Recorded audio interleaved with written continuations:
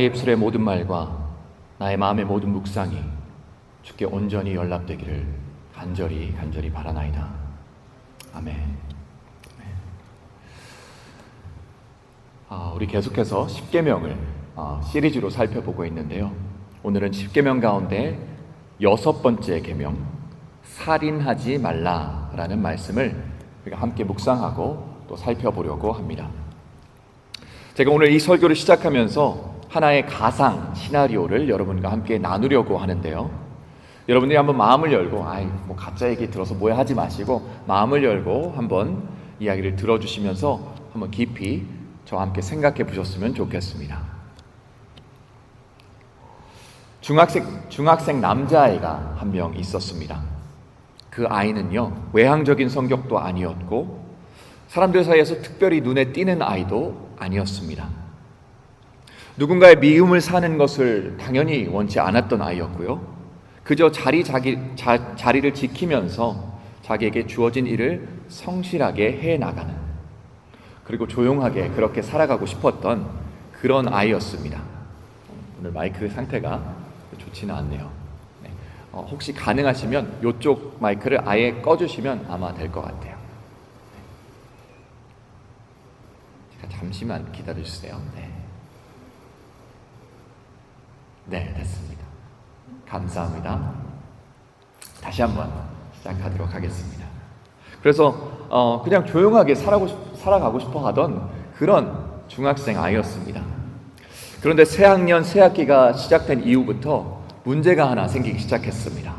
바로 같은 반에 있는 다른 한 아이가 이유 없이 그 아이를 괴롭히기 시작한 거예요. 처음에는 그 아이의 걸음이나 말투를 흉내내면서 장난스러운 말들로 놀리기 시작했습니다. 그러나 시간이 지나면서 점차 지나면서 그 아이의 물건이 하나둘 없어지기 시작하고요. 그리고 그 괴롭힘은 조금 더 노골적이고 또 폭력적인 형태로 변하기 시작했습니다. 마침내 가해를 하던 아이들과 그 친구들은 공개적으로 모두가 있는 자리에서 그 아이를 조롱하고 발을 걸어 넘어뜨리고 때리고 모욕했습니다. 그리고 그 학년이 끝나갈 즈음에는 반 전체가 그 가해자 아이의 편에 선 것인지 아니면 그저 무관심했던지 마치 그 아이가 그 반에 존재하지 않는 것처럼 무시하고 없는 사람처럼 대했습니다. 여러분이 상상하실 수 있겠지만 그 아이에게 학교는 더 이상 배움의 공간이 아니라 매일 나가기 싫어 힘겹게 견뎌야 했던 악몽의 장소이자 악몽의 시간들이 되었습니다. 그 아이의 부모님은 직장인으로서 맞벌이를 하시면서 자신들의 일에 몰두해야 하는 상황이었고 아이의 학교 생활이나 친구 관계에 대해서 진지하게 물어보시지를 않았어요. 간혹 이렇게 묻는 경우가 있다고 해도 그냥 형식적인 질문일 뿐이었고, 그리고 애초에 그 아이는 자신의 아픔을 누군가에게 이렇게 터놓고 얘기하는 성격도 아니었습니다. 그래서 그 아이는 모든 것을 혼자 끌어안고 버틸 수 있을 때까지 버텼습니다. 하루를 지옥같이, 악몽같이. 그렇게 고통의 시간들이 오래 이어지던 어느 날 그 아이는 자신이 더 이상 나아갈 곳이 없다고 느끼게 됐습니다. 그리고 지금 살고 있는 자신의 삶이 살아갈 이유가 없는, 가치 없는 삶이라고 확신을 하게 됐습니다. 여러분, 제가 앞서 말씀드린 것처럼 이 이야기는 가상의 이야기입니다. 저는 누군가의 실제적인 이야기를 드리는 게 아니에요. 하지만 여러분들도 아마 잘 아실 겁니다. 바로 이런 종류의 이야기들이 결코 우리의 현실과 동떨어져 있는 이야기가 아니라는 사실, 여러분 잘 아시잖아요. 이 이야기는 어쩌면 여러분들이 알고 있는 누군가의 이야기일 수도 있습니다. 어쩌면 여러분 자신의 경험과 무척이나 닮아 있을 수도 있습니다.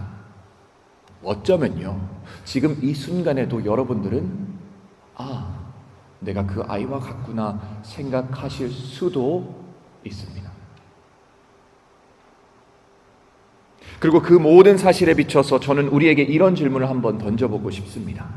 제가 말씀드린 이 이야기 중에 이 등장하는 사람들 중에 피해자인 아이 혹은 가해자인 아이, 그 친구들, 교사들, 부모들 중 과연 누구에게 그 아이의 생명의 책임이 있을까요?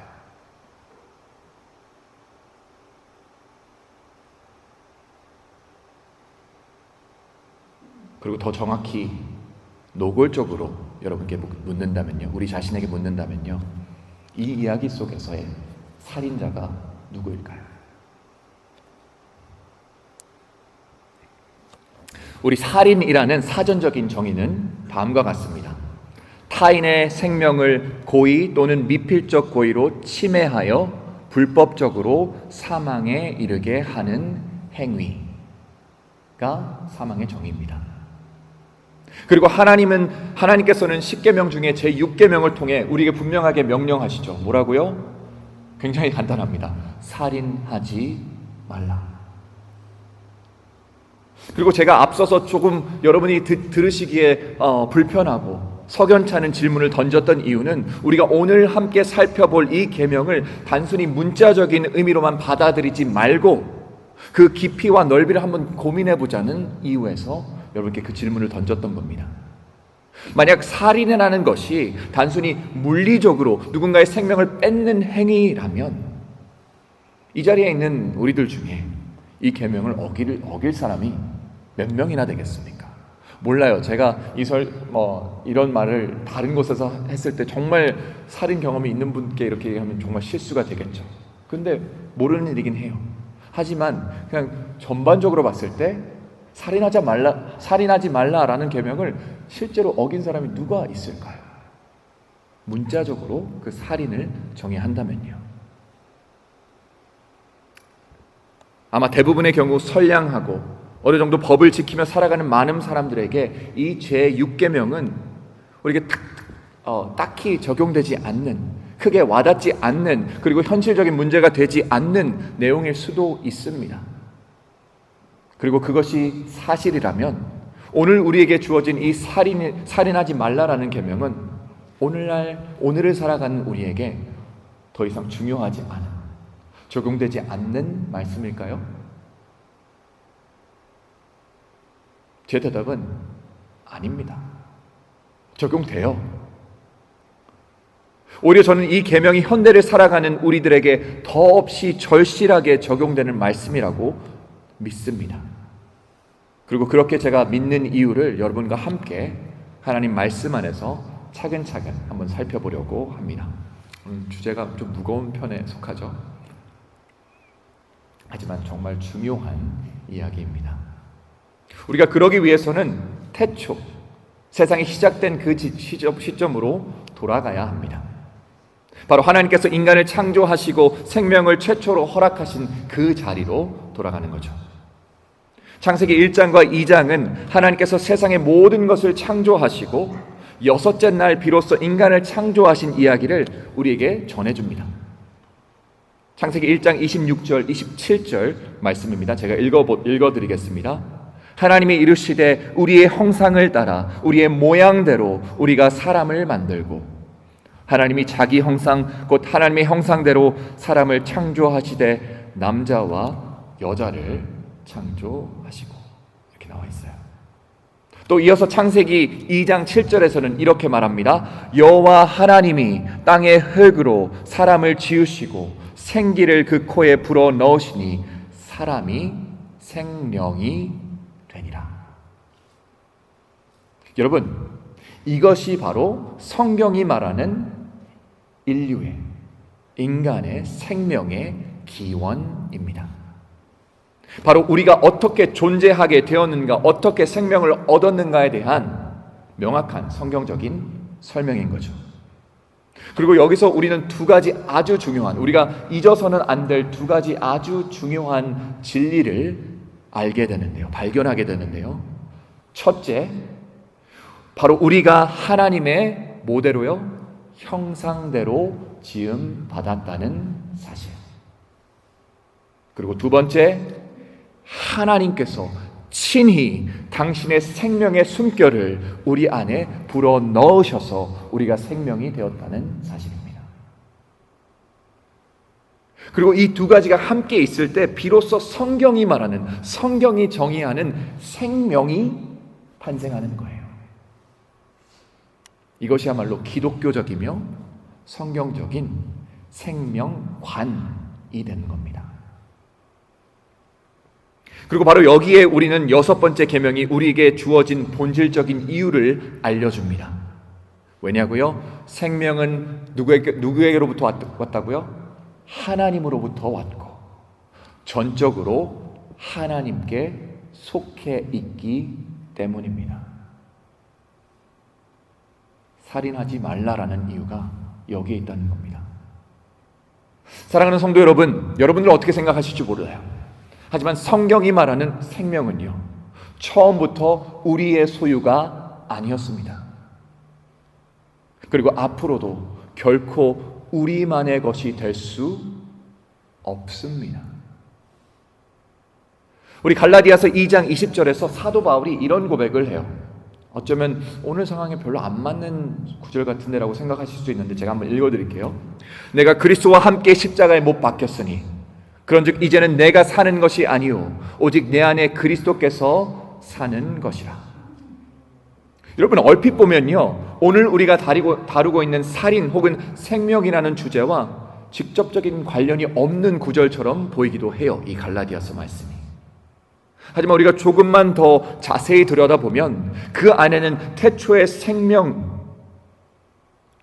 우리를 돌이키게 하신 생명으로 우리를 돌이키게 하시는 예수 그리스도의 구원 사역이 거기 있고요, 우리의 삶을 주관하시는 하나님의 주권의 원칙이 분명히 작동하고 있음을 우리는 발견하게 됩니다. 여러분, 죄는 우리의 시선을 왜곡시켜서 마치 우리가 우리의 삶의 주인인 것처럼 착각하게 만들었습니다. 그렇지 않나요? 나는 하나님의 것이 아니라 난 내 거야. 내 생명은 나의 것이고 나의 삶은 나의 것이야 라고 죄된 우리 마음은, 우리 생각은 이야기합니다. 그래서 우리는 내 인생은 내 것이라는 생각을 너무나도 당연히 하고 살아갑니다. 그렇지 않나요? 기독교인들 똑같아요. 이건 내 삶이지, 내가 만든 내 선택들이지. 그러나 하나님의 말씀인 성경은 우리에게 분명히 말해주고 있습니다. 바로 그와 같은 생각은 성경의 진리와는 다르다고요. 오직 우리가 그리스도와 그 십자가 앞에 설 때 우리의 왜곡된 세계관과 생명관은 무너지고 내 삶은 더 이상 내 것이 아니라 하나님의 것이며 내 생명은 내가 소유한 것이 아니라 하나님께서 우리에게 맡겨주신 것으로 인정하게 된다는 겁니다. 그래서 사도 바울은 이렇게 선언하죠. 이제는 내가 사는 것이 아니라 누가요? 그리스도께서 내 안에 사시는 것이라. 우리가 예수님을 믿을 때요, 우리의 생명관이 회복됩니다. 내가 나의 것, 내 인생이 나의 것이라고 주장하는 것이 아니라, 내 생명이 나의 것이라고 주장하는 것이 아니라, 주님, 원래부터 나의 삶은 하나님의 것이었습니다. 그렇기에 내 삶을 다시 한번 주님께 바칩니다. 고백하게 되는 겁니다. 여러분, 생명을 가진다는 것은요, 아까 말씀드린 것처럼 곧 우리가 하나님의 형상을 가졌다는 뜻입니다. 물론 우리가 이제 하나님, 이제 영어로는, 라틴어로는 imago Dei라고 그래요. The image of God. 하나님의 형상, 이렇게 얘기하는데 여기에 대한 해석들이 많이 있어요.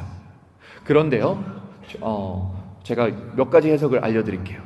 하나님의 형상이란 사랑할 수 있는 능력입니다. 하나님 사랑이시잖아요, 그죠? 하나님을 닮는 것은 사랑할 수 있는 능력이 우리 안에 있다는 것, 은혜와 긍휼을 베풀 수 있다는 가능성, 우리 안에 그게 있어요. 아름다운 것들을 창조해내고 다른 이들과 관계를 맺으며 살아갈 수 있는 존재임을 의미합니다.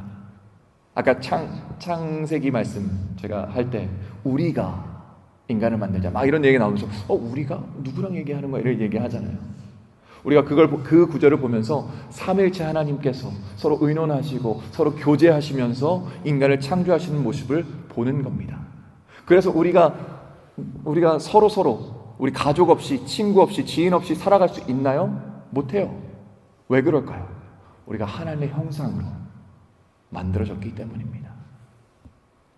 하지만 반대로 말하면요, 이 형상이, 이 하나님의 형상이 짓밟히고 조롱당하며 가볍게 여겨질 때, 비록 겉으로는 숨쉬고 있다고 하더라도, 우리 심장이 뛰고 있는 것 같더라도 그 사람의 생명은요, 심각하게 위협받고 있는 거예요. 너무나도 큰 살인적인 위기 가운데 있다는 겁니다. 여러분, 이제 다시 한번 오늘 설교 처음의 이야기로 돌아가 봅시다. 제가 질문했었죠. 그 이야기 속 그 아이의 생명을 위협하며 상하게 한, 파괴한 그 사람은 누구입니까? 명확한 대답을 원하는 건 아니에요. 생각해 보시라는 겁니다. 예수님께서는요, 살인이 단지 육체를 죽이는 행위가 아님을 우리에게 분명히 말씀하십니다. 똑같은 구절을 인용하시면서요. 마태복음 5장에서 예수님께서 말씀하시죠. 형제에게 노하는 자마다 심판을 받고. 그럼 우리는 다 심판의 대상이네요. 그죠?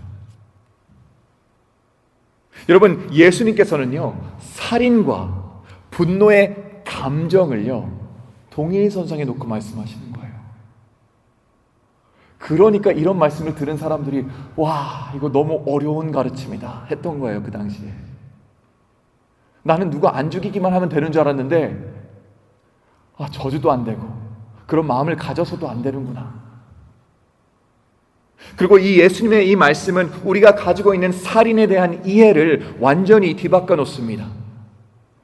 그리고 나아가 제6계명이 오늘을 살아가는 우리에게도 끊임없이 적용되는 계명임을 우리에게 선포하시는 거고요. 우리가 생각보다 얼마나 자주 이 계명을 어기면서 살아가고 있는지, 쉽게 말해서 살인을 저지르면서 살아가고 있는지를 깨우쳐 주시는 말씀입니다. 사실 저는 오늘 설교를 준비하면서 설교의 제목을 우리들 안에 있는 살인자라고 할까 했었어요. 근데 너무 부정적이잖아요, 그죠? 그러면 막 목사님이 나를 살인자라고 말씀하시네 이렇게 되니까 그렇게 안 했어요. 그 생명의 계명 멋있게 졌죠. 네. 그렇게 하지 않은 게 너무 다행이라고 생각합니다. 근데 그럼에도 부인할 수 없는 사실은요, 바로 우리 모두들 안에는 필연적으로 악한 생각과 정죄하는 말들과 적대적인 감정들과 파괴적인 마음의 의도들이 늘 도사리고 있다는 사실입니다. 이건 제가 여러분들께 정말 그렇습니다 말씀 안 드려도 아세요. 내 안에 그런 마음들이 있다는 걸. 우리는 살인자가 될 수도 있습니다. 여러분이 살인자라고 말씀드린 거 아닙니다. 될 수 있어요. 우리 새벽기도의 잠언을 계속 살펴보고 있는데 잠언에서 이렇게 말합니다. 죽고 사는 것이 어디 권세에 달렸다고요? 혀의 권세에 달려있다고 합니다. 그리고 야고보서는 인간의 혀를 불의의 세계라고 말해요. 모든 불의가 거기서 나온다고.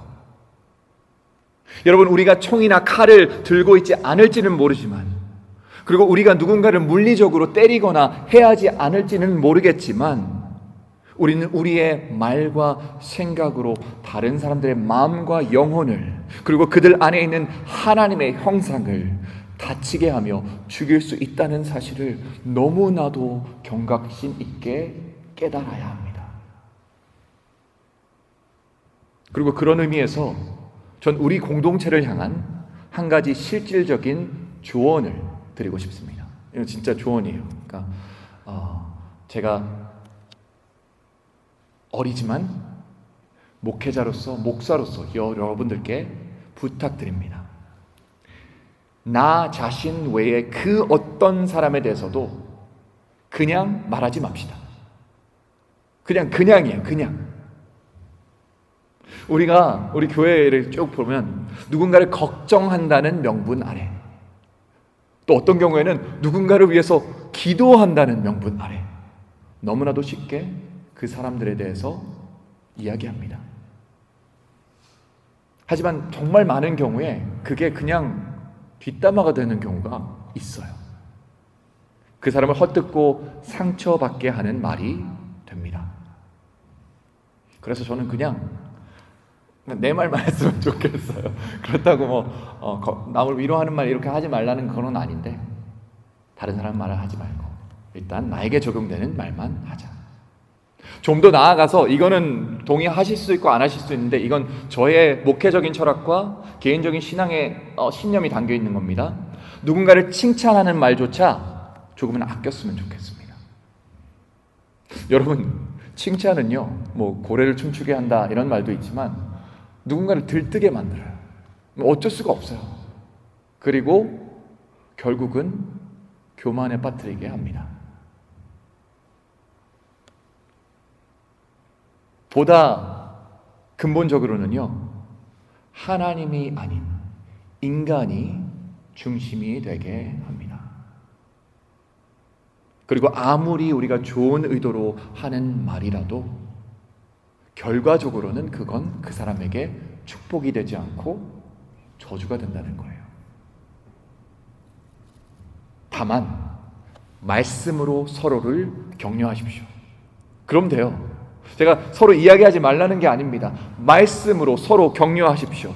에베소서 5장의 말씀처럼 그저 시와 찬미와 신령한 노래들로 서로 화답하며 우리의 마음을 다해 주께 노래하며 찬송할 수 있는 우리 교회가 됐으면 좋겠습니다. 그에게 생명의 말씀으로 격려해 주십시오. 그럼 돼요. 그럼 됩니다.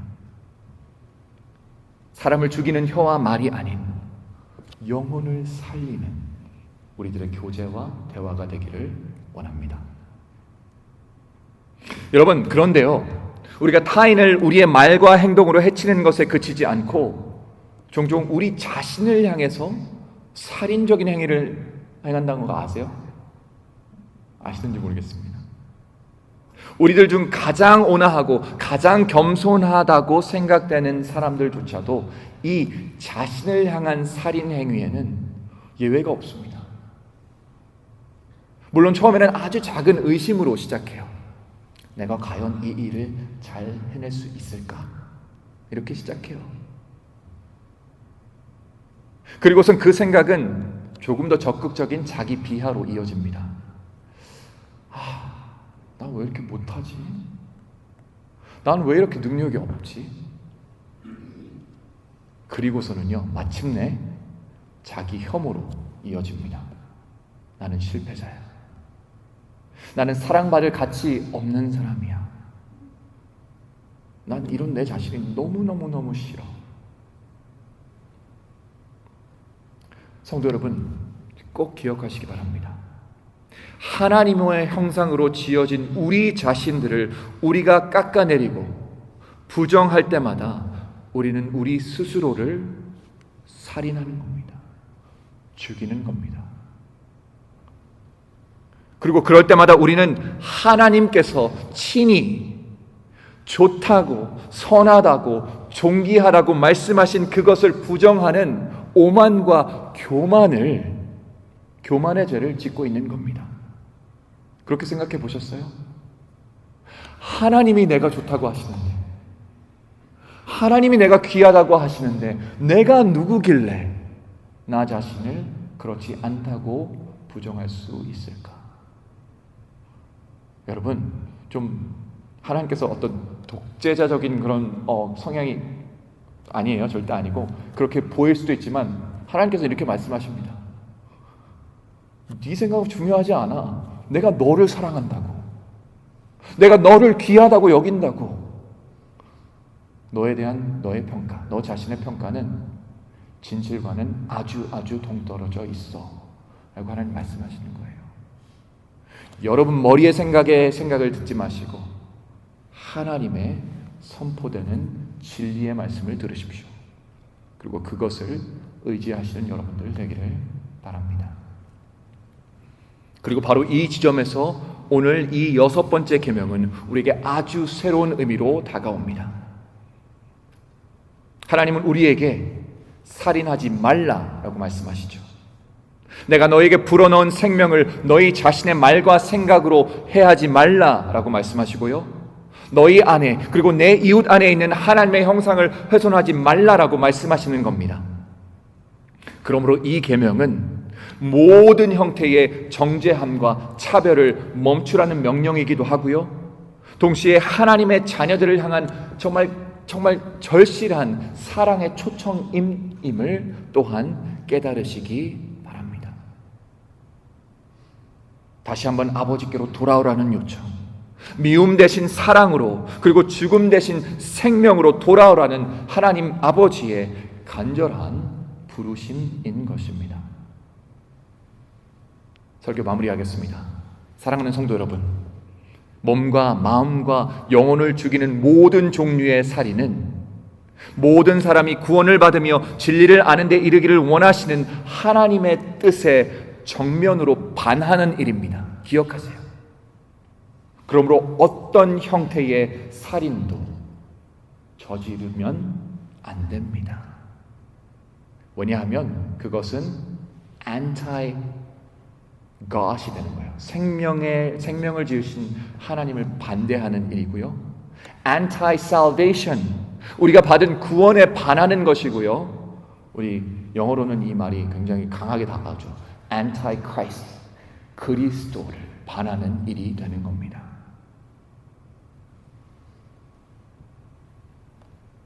그러나 하나님께서는 이 살인적인 세대를 위해 그리스도를 보내셨습니다. 그리고 그분을 믿고 그분을 따를 때 우리는 진정으로 살아나고 진정한 생명을 얻게 되는 것이죠. 오늘 이 축복의 격려로 오늘 설교를 마치겠습니다. 물론 처음에는 살인하지 말라 그래요. 당신들은 살인자야 막 이런 것 같아서 좀 무겁게 시작했지만 격려로 여러분들께 여러분들과 함께 나누는 이 설교를 마치도록 하겠습니다. 이 죽어가는 세상 속에서 하나님의 형상으로 살아가는 교회가 되기를, 다수의 의견에 굴하지 않고 두려워 않고 진리를 말할 수 있는 우리가 되기를, 기득권자의 자리에 서지 않고 약자들을 대변할 수 있기를, 나 자신을 부인함으로 오직 그리스도께서만 드러나시는 삶을 살 수 있기를, 그래서 우리 안에 더 이상 악의와 살의가 없고 오직 생명을 살리는 하나님의 백성들로 거듭나시는 저와 여러분들 되시기를 이 아침 우리에게 영원한 생명을 주신 우리 주 예수 그리스도의 이름으로 간절히 축원합니다. 기도하시겠습니다.